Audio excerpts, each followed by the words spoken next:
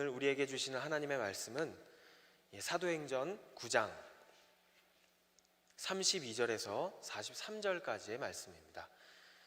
날마다 솟는 샘물, 오늘 수요일 본문입니다. 사도행전 9장 32절에서 43절, 제가 가지고 있는 성경은 신약성경 203페이지에 있습니다.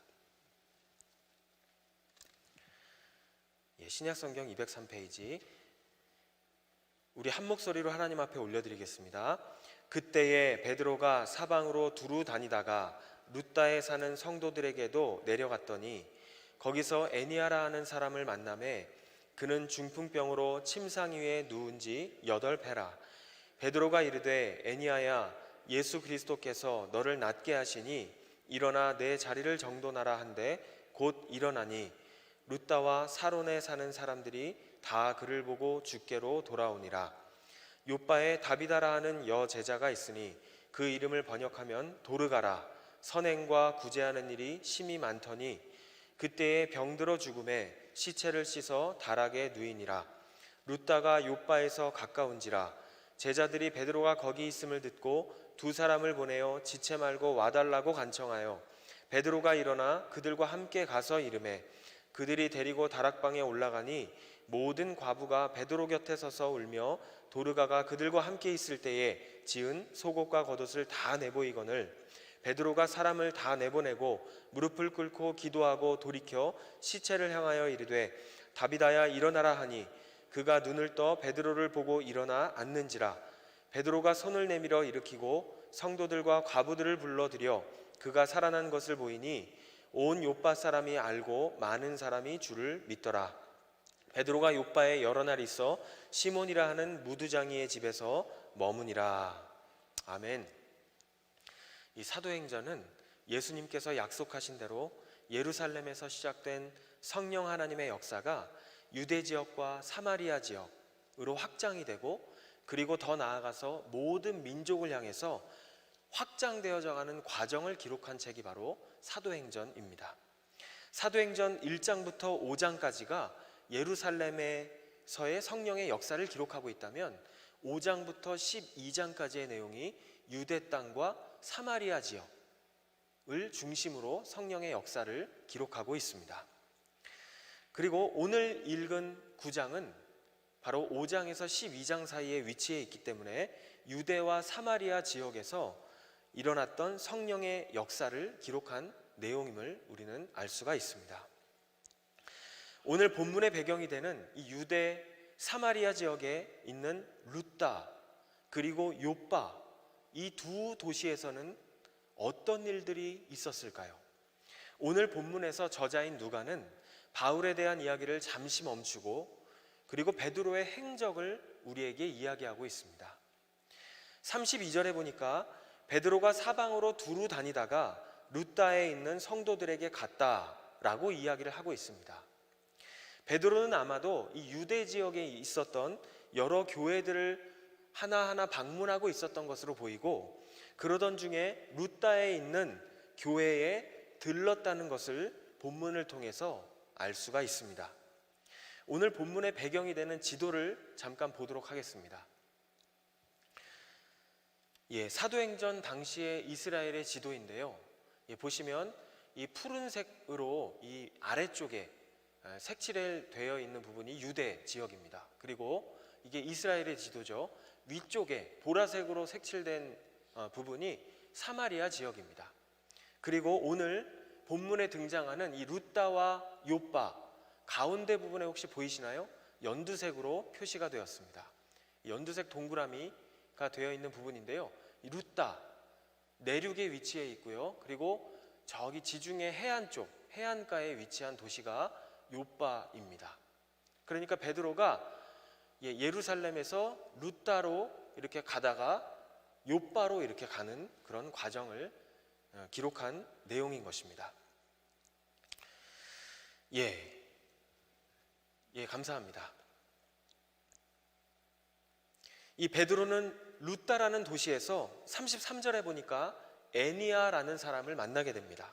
그런데 이 사람은 중풍병으로 인해서 8년 동안 누워있는 사람이다 라고 본문이 이야기를 하고 있습니다. 저는 이름을 애니아라고 해서 처음에 여자가 아닐까 생각을 했는데 영어 본문 33절에 보니까 우리 큐티 교재에도 나와 있는데요.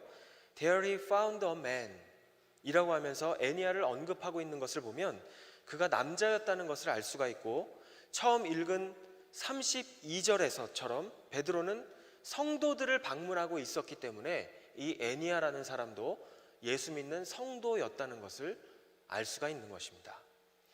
그런데 베드로가 34절에서 이렇게 이야기합니다. 애니아야, 예수 그리스도께서 너를 낫게 하시니 일어나 너의 자리를 정돈하라. 이렇게 이야기하죠. 그러자 애니아가 곧 일어났다라고 본문은 그렇게 증언하고 있습니다. 각주를 보니까 일어났다는 그 의미는 병고침을 받았다라는 의미로 사용되었다는 것을 이야기하고 있고, 34절에 보니까 베드로가 이야기한 그 표현을 주목할 필요가 있습니다. 베드로가 어떻게 말했을 때 치유가 일어났습니까? 예수 그리스도의 이름으로 낫게 하시니 라고 선포했을 때 베드로는 그런 선포를 통해서 애니아가 고침을 받았다는 것을 이야기합니다. 그러니까 베드로는 예수의 이름의 능력을 알고 있었다는 것입니다. 사도행전 3장을 보시면 우리가 잘 알고 있는 성전 미문에 앉아있던 안진뱅이가 일으킴을 받는 사건이 나옵니다. 그 미문에 앉아있던 안진뱅이를 걷고 뛰게 만들었던 원인은 무엇이었습니까? 바로 예수 이름의 능력이었다는 것입니다. 그도 그럴 것이 요한복음 14장에 보니까 예수님께서 이 땅에 계실 때 제자들에게 이런 말씀을 하시죠. 내가 곧 길이요 진리요 생명이다. 그러면서 이런 말씀을 이어서 하십니다. 12절에서 14절에 보니까 나는 이제 아버지께로 갈 것이다. 그런데 나를 믿는 자는 내가 하는 일을 그도 할 것이고 또한 그보다 더 큰 일도 하게 될 것이다. 이렇게 말씀하시면서 또 이런 말씀을 하십니다. 내 이름으로 무엇이든지 나에게 구하면 내가 다 이루어 줄 것이다. 여기서 구하면이라는 단어의 뜻을 보니까 간구하면, 요청하면 우리가 기도를 이야기하는 것입니다. 무엇이든지 예수 그리스도의 이름으로 구하면 내가 다 이루어 주겠다라고 예수님께서 약속하셨다는 것입니다. 그러면서 그것을 들어주는 이유는 내 이름을 통해서 나의 아버지 하나님이 영광을 받으시게 하려 함이다 라고 말씀하십니다. 이것이 요한복음 14장 12절에서 14절까지의 내용입니다.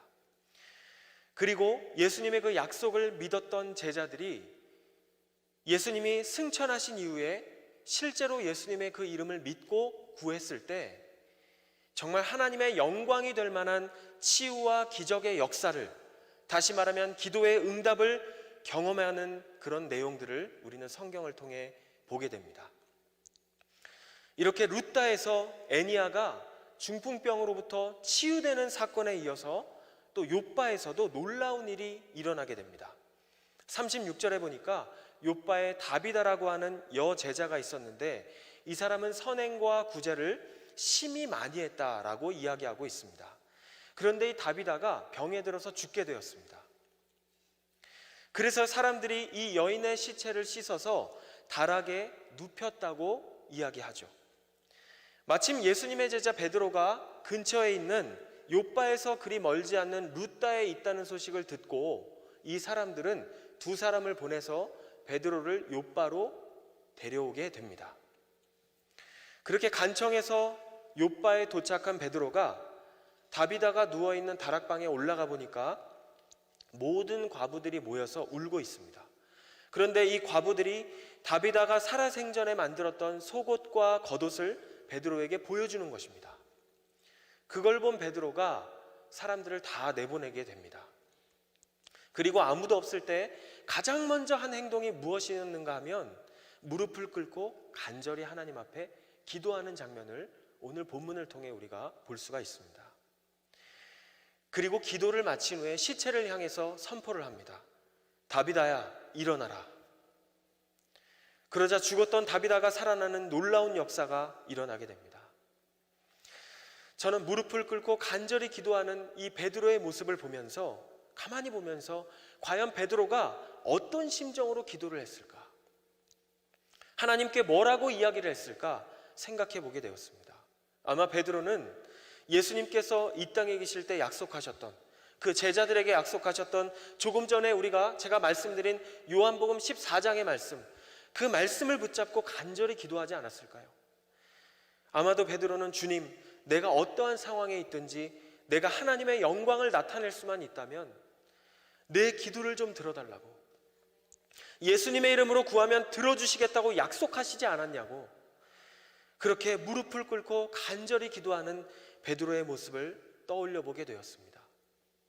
그러면서 느꼈던 것은, 저의 삶도 그렇지만 결국 크리스천의 삶은 삶의 문제를 만났을 때 가장 먼저 기도하는 모습에서부터 이미 그 문제는 결판난 것이나 다름없구나 라는 것을 느끼게 되었습니다.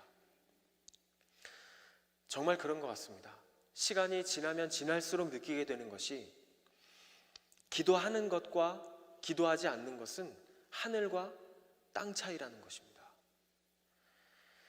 설교나 성경 공부를 눈 감고 할 수 있을 정도로 정말 철저하게 준비했다는 그 자신감에 사로잡혀서 기도하지 않고 사역에 임했을 때보다, 도저히 준비할 시간이 없어서 하나님께 간절히 매달리고 기도하면서 정말 가난한 마음으로 그렇게 사역에 임했을 때 오히려 하나님께서는 후자에 더 큰 은혜를 부어주셨던 경우들을 경험해 본 적이 있습니다.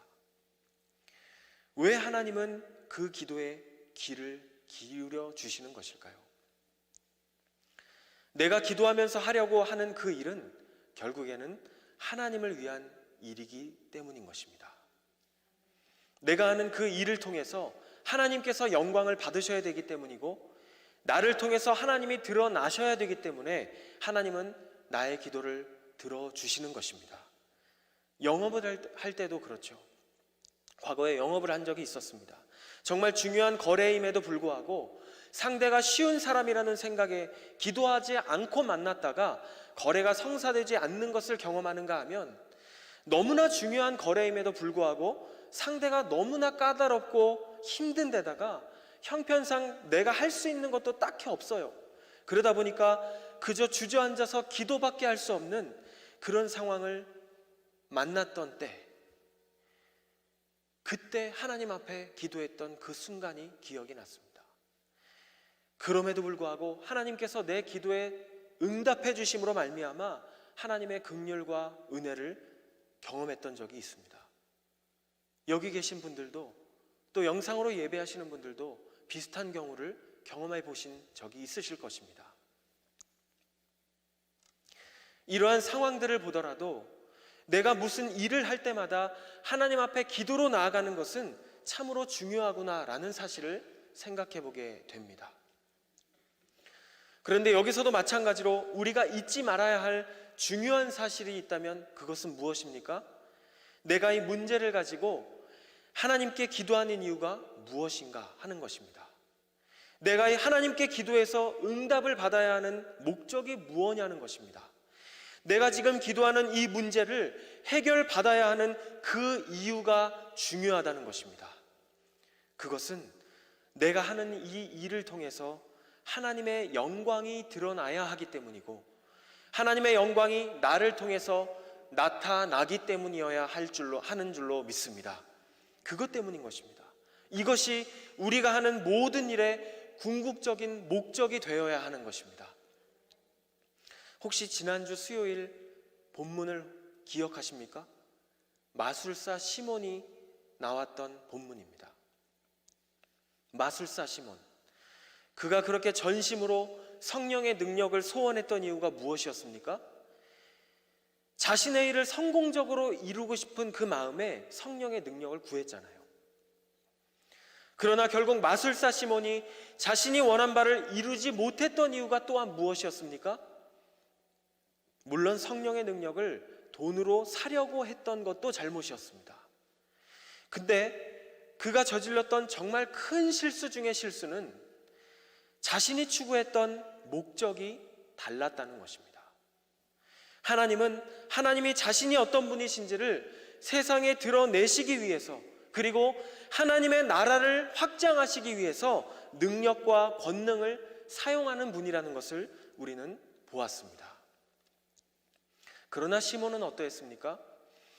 자신의 인지도를 높이고 그리고 하나님이 아니라 자신이 더 큰 자가 되기 위해서 자신의 유명세를 위해서 하나님의 능력을 사용하려고 했던 것입니다.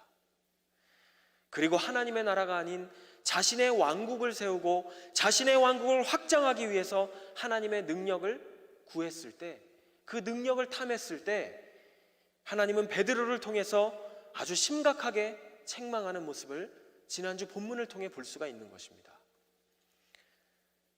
이렇게 이야기하죠. 하나님 앞에서 바르지 못한 너의 마음을 회개하라.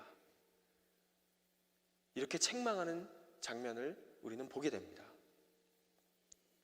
오늘 말씀을 정리하면서 오늘 본문에 나타난 두 사건의 결과를 살펴보기 원합니다. 루다에서 베드로가 예수의 이름의 능력을 믿고 믿음으로 선포했을 때 하나님께서는 8년간 중풍병으로 누워있던 그 애니야를 고쳐주심으로 말미암아 베드로의 기도에 응답해 주셨습니다. 이 사건이 어떠한 결과로 이어지게 됩니까? 오늘 본문 35절에 이렇게 증언하고 있습니다. 사람들이 다 그를 보고 치유된 애니야를 보고 주께로 돌아오니라. 주께로 돌아왔다라고 이야기하고 있습니다. 그리고 욥바에서 베드로가 죽은 다비다를 살렸을 때 다비다를 위해서 하나님 앞에 간절히 무릎을 꿇고 기도했을 때 하나님께서는 시체였던 다비다를 살려주시는 기적을 베풀어 주심으로 말미암아 베드로의 기도에 응답을 해주셨습니다. 이 사건은 또한 어떠한 결과를 가져왔습니까? 42절에 보니까 온 욥바 사람들이 이 사건을 알고 많은 사람이 주를 믿더라. 많은 사람이 주를 믿더라. 오늘 우리에게 허락하신 하루의 삶을 시작하면서 말씀 앞에서 우리의 마음을 돌아보기 원합니다. 하나님, 오늘 나에게 주신 하루의 삶이 하나님의 영광을 나타내는데 쓰임받는 삶이 되기 원합니다. 하나님께 올려드리는 나의 기도의 제목들까지도 하나님의 살아계심을 증거하고 하나님의 영광을 나타내는 그러한 도구로 쓰임받기를 원합니다. 이러한 고백이 우리의 고백이 되기를 간절히 소망합니다. 또 한 가지 어떠한 부분을 우리가 주님 앞에서 돌아볼 필요가 있을까요? 인간적인 판단과 노력이 기도보다 앞설 때 우리는 더 많은 실패를 경험할 수밖에 없습니다. 그렇기 때문에 주님, 하루의 삶 가운데 나의 인간적인 판단과 노력이 기도보다 앞서지 않게 하시고 매 순간 주님을 의지하고 신뢰하는 하루를 살아가게 하여 주시옵소서. 이러한 고백을 하나님 앞에 올려드리며 하루를 시작할 수 있는 우리 모두가 되기를 간절히 소망합니다.